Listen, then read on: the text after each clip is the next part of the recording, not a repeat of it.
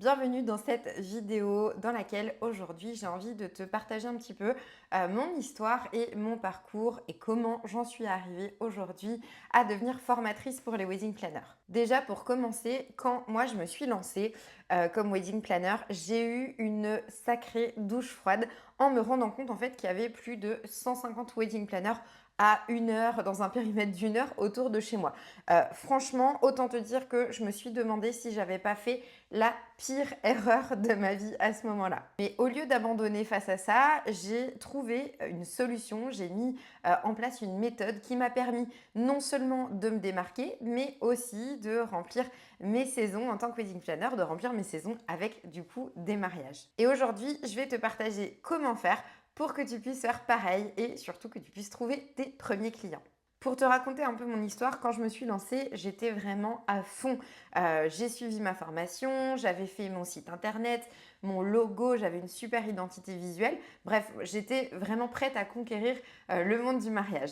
Mais un jour, en cherchant des contacts dans le secteur, j'ai pris une énorme claque en fait. Je me suis rendu compte qu'il y avait énormément de wedding planners, que ce soit autour de chez moi ou même en France. Et j'ai commencé à paniquer. Je me suis dit, mais comment je vais sortir du lot en fait? Parce que finalement, je me suis rendu compte que le nombre de wedding planners par rapport au nombre de futurs mariés qui faisaient réellement appel à une wedding planner était complètement disproportionné. Donc, comment j'allais sortir du lot? C'est la première question que je me suis posée. Est-ce que je ne suis pas en train de faire une erreur? Parce que comment je vais réussir à sortir du lot? Pourquoi est-ce qu'un couple ferait plus appel à moi qu'à une autre? Et surtout, en fait, est-ce que le secteur, il n'est pas complètement bouché? Donc, je me suis posé toutes ces questions-là. Mais plutôt que de me laisser vraiment submerger par le doute et tout remettre en question, j'ai eu une idée. Je me suis dit, je vais contacter directement des wedding planners qui sont en activité pour avoir une vision un petit peu plus claire de la réalité des choses et de la réalité du marché.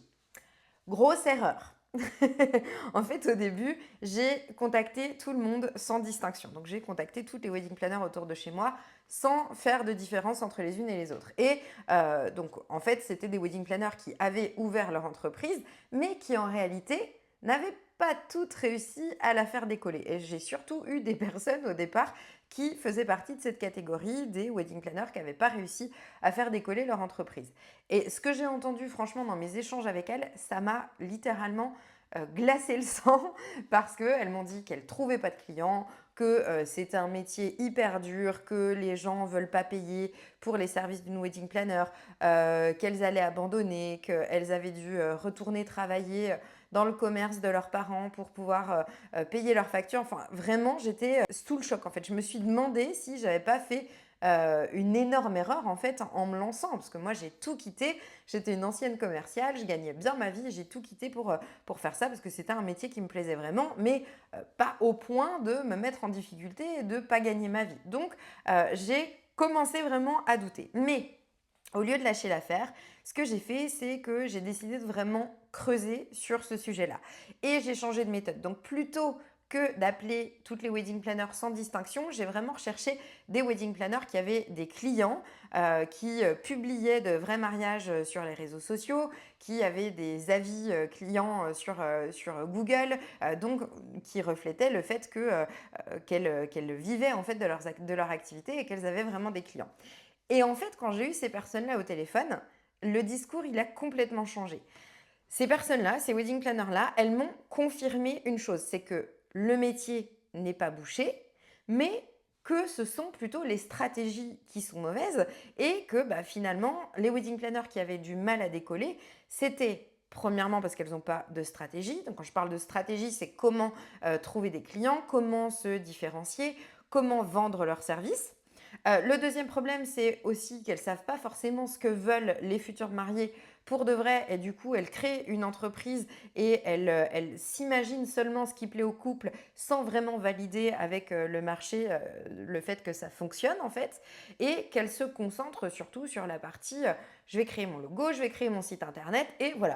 On va attendre que les clients viennent tout seuls. Et donc, c'est pour ça qu'une majorité des wedding planners ferment au bout de quelques mois, voire une année d'activité. C'est ça que m'ont expliqué les wedding planners vraiment solides qui vivent de leur activité que j'ai pu joindre par téléphone et qui m'ont permis du coup d'ouvrir un petit peu les yeux sur la réalité des choses. En plus de ça, ce que ces personnes m'ont dit et qui m'a frappée, c'est que les wedding planners qui avaient réussi à décrocher quelques contrats au début, finalement, elles ne faisaient pas bien leur travail systématiquement parce qu'elles étaient mal formées et du coup, résultat, mauvaise réputation du métier de wedding planner auprès des futurs mariés forcément qui du coup hésitent à faire appel à nous et une chose très importante aussi, mauvaise réputation auprès des autres prestataires du mariage qui du coup ne souhaitent pas nous recommander et ne recommandent pas notre métier au sens large du terme. Et du coup, c'est là que j'ai eu ma première prise de conscience. Ma première prise de conscience a été de me dire qu'en fait, c'est pas qu'il y avait trop de wedding planners sur le marché,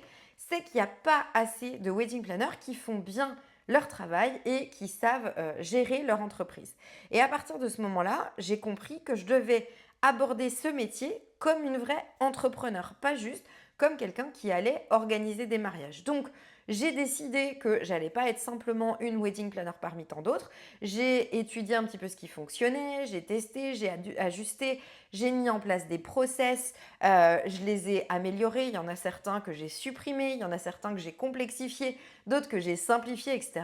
J'ai appris à vendre, j'ai appris à attirer les bons clients, j'ai appris à poser mes limites et j'ai aussi et surtout appris à me différencier. Et du coup, année après année, j'ai rempli mes saisons des mariages. Donc, ça a roulé pour moi et ça continue de rouler, mais un jour, je me suis souvenue de ces fameux appels téléphoniques. Donc, ça faisait à peu près 3 ans que j'étais lancée, 2 ans et demi, 3 ans. Et je me suis souvenue aussi de à quel point j'étais au bord de l'abandon à ce moment-là et que j'avais failli abandonner en fait à cause des mauvais conseils entre guillemets ou des mauvais retours que m'avaient fait certaines personnes qui elles-mêmes en fait n'avaient jamais réussi dans ce métier-là. Et du coup, c'est là que j'ai eu ma deuxième révélation, c'est que je me suis dit faut que j'aide les personnes qui se lancent à ne pas faire les mêmes erreurs que ces personnes-là et à ne pas être à deux doigts d'abandonner simplement parce qu'elles n'ont pas les bonnes stratégies. Donc, c'est pour ça que j'ai créé du coup le programme Next Step, donc mon accompagnement pour les wedding planners. Moi, je pense que il ne faut pas qu'il y ait moins de wedding planners, il faut simplement qu'il y ait plus de wedding planners qui soient compétentes parce que c'est de cette manière que le métier va enfin gagner la place qu'il mérite.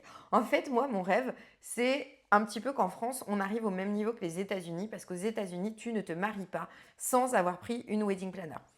La wedding planner aux États-Unis, c'est la première prestataire que tu vas aller chercher avant même de regarder les lieux, les traiteurs ou quoi que ce soit, parce qu'ils ont compris le bien fondé de notre métier, l'utilité de notre métier et quelque part toute la valeur qu'on leur apporte. Et c'est ça que j'aimerais voir en France vraiment. Mais pour ça, il faut changer de stratégie. Ça veut dire qu'il faut arrêter de suivre les mêmes méthodes qui font échouer, allez, on va dire 70% des wedding planners. Donc, je vais te partager les 3 piliers qu'il faut, à mon sens, avoir structurés pour réussir. Donc, le premier pilier, ça va être de trouver ta proposition unique. Alors, pourquoi proposition unique? Parce que le premier problème des wedding planners débutantes, c'est qu'elles ressemblent toutes à leurs concurrents. Donc, en fait, tu es juste une wedding planner de plus si tu n'as pas vraiment compris ce qui, toi, te fait sortir du lot pour parler aux clients qui vont avoir envie de ce que toi tu proposes. Donc, si tu es simplement une simple option parmi tant d'autres et pas la solution au problème de tes clients, comment veux-tu que les clients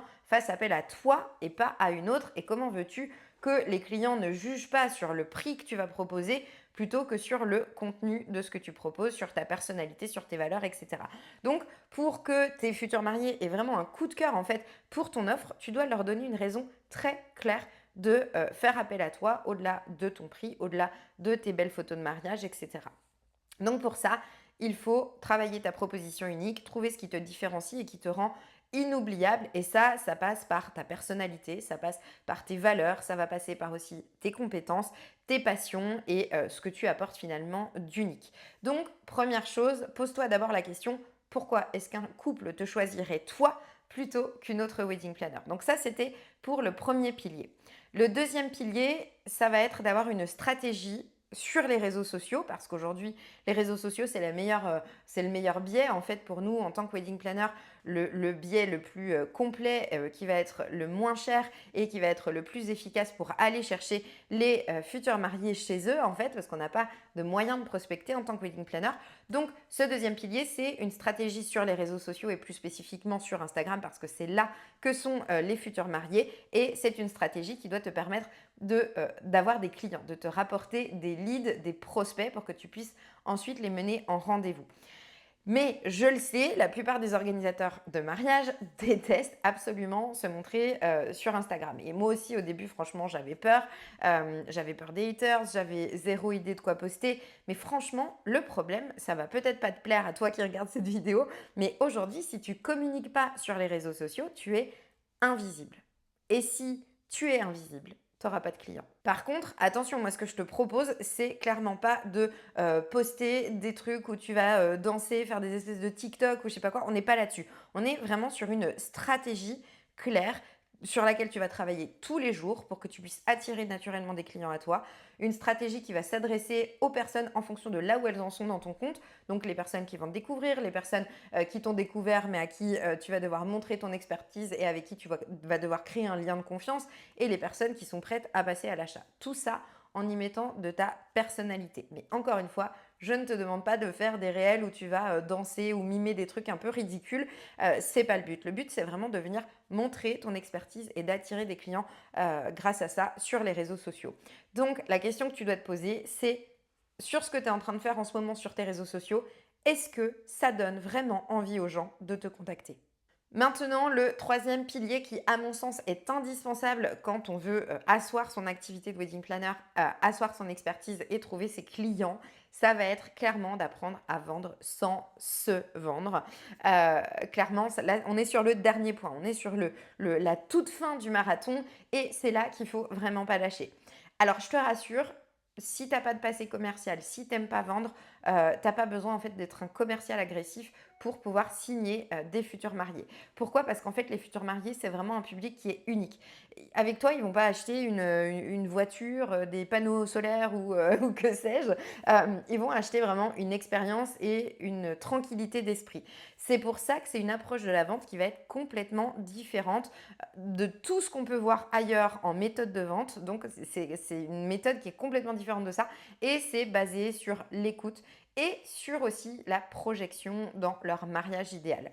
Et quand tu parles avec eux, avec tes futurs mariés en rendez-vous, tu dois leur faire imaginer à quel point leur mariage va être génial avec toi à leur côté. C'est vraiment le moment où tu vas créer du lien avec tes futurs mariés.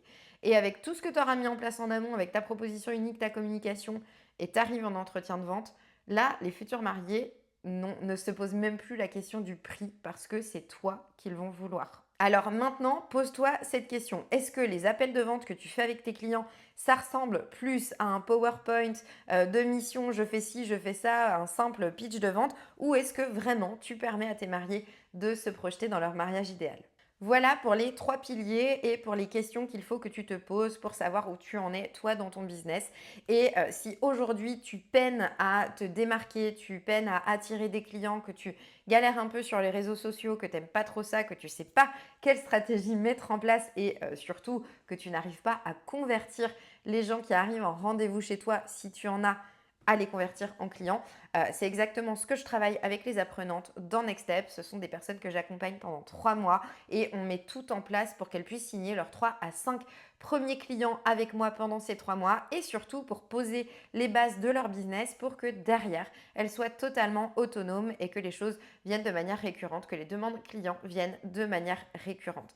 Si tu veux en savoir un peu plus, tu as un lien dans la description pour prendre rendez-vous avec moi. Alors je te dis à bientôt de l'autre côté.